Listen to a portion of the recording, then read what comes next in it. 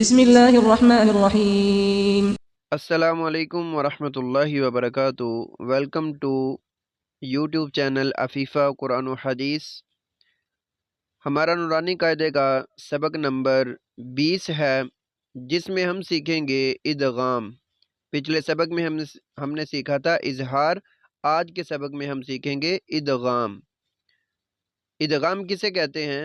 ادغام ایک حرف کو دوسرے حرف میں داخل کر کے مشدد پڑھنے کو ادغام کہتے ہیں۔ ایک حرف کو دوسرے حرف کے ساتھ زور سے ملانے کو ادغام کہتے ہیں۔ مشدد کا مطلب ہوتا ہے زور سے ملانا۔ نون ساکن یا تنوین کے بعد دو زبر، دو زیر، دو پیش کو تنوین کہتے ہیں۔ نون ساکن ہو یا تنوین ہو، اس کے بعد اگر حروف یرملون، یا، را، میم، لام، واو، نون، یہ 6 حروف ہیں، 6 حروف ہیں۔ یرملون اس طرح یاد رکھیں گے تو ایزی رہے گا۔ یا، را، میم، لام، واو، نون میں سے کوئی حرف آئے تو وہاں ادغام ہوگا۔ اس ادغام کی 2 قسمیں ہیں۔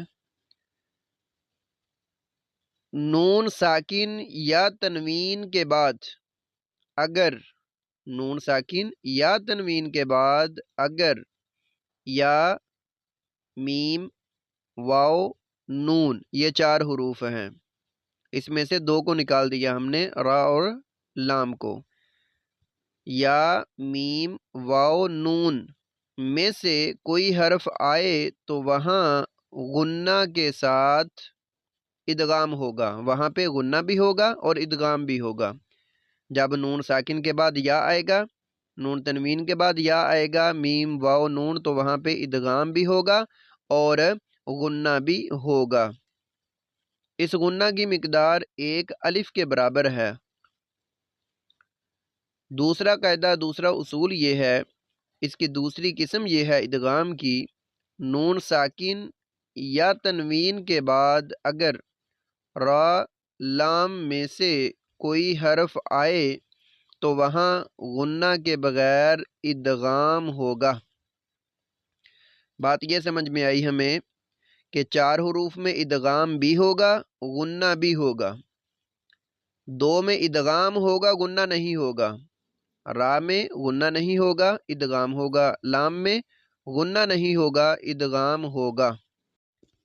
قاعدہ، اصول، قانون یہ ہے کہ میم ساکن کے بعد اگر میم متحرک آ جائے، متحرک میم کو کہتے ہیں کہ اس کے اوپر زبر، زیر، پیش، 2 زبر، 2 زیر، 2 پیش ہوں تو میم ساکن کو میم متحرک میں ادغام کر کے غنہ کے ساتھ پڑھیں گے۔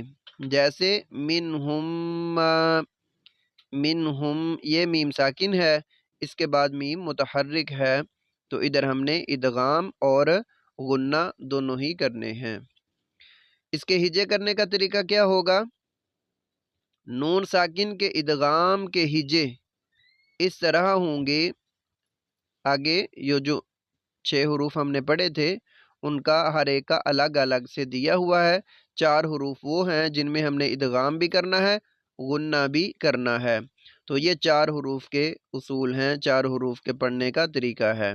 نون ساکن کے ادغام کے ہجے اس طرح ہوں گے جیسے من یقولو، اب اس کے ہجے کریں گے، میم زبر یا، میں، میں، یا زبر یا، اب تینوں کو ملائیں گے، میں یا، میں یا، قاف پیش واو قو، قاف پیش واو قو، من یقو، لام پیش لو، من یقول، من یقول۔ تنوین کے ادغام کے ہجے اس طرح ہوں گے، یہ تھا نون ساکن کے ہجے، یہ نون ساکن تھا، نون ساکن کے بعد یا وہی 6 حروف میں حروف یرملون میں سے، تو یہاں پہ ادغام بھی ہے، غنہ بھی ہے۔ ہجے کرنے کا طریقہ بتلا دیا۔ یا کے ساتھ ہجے نون ساکن کے اس طرح ہوں گے، اب ہم پڑھیں گے تنوین کے ہجے۔ تنوین کے ادغام کے ہجے اس طرح ہیں جیسے مالا و ولدا۔ اب اس کے ہجے کریں گے، میم زبر الف ما، لام دو زبر و، لام دو زبر و، لوں، ما لوں، واو زبر و، ما لوں و، واو زبر و، واو ڈبل ہے نا، دونوں کے اوپر ہی زبر ہے۔ اب چاروں کو ملائیں گے تو بن جائے گا ما لوں و، لام زبر لا، ما لوں و والا، دال دو زبر دا، ما لوں و ولدا۔ اس طرح اس کو پڑھیں گے۔ میم ساکن کے ادغام کے ہجے اس طرح ہوں گے جیسے منہم ما۔ اب ہجے کیسے ہوں گے؟ میم زیر نون من، ہا پیش میم ہم، ان چاروں کو ملائیں گے کیا بنے گا؟ منہم، میم زبر الف ما، منہم ما، ہم، منہم ما۔ یہ میم ساکن کے بعد میم متحرک ہے تو اس کے ہجے اور ادغام اس طرح ہوں گے۔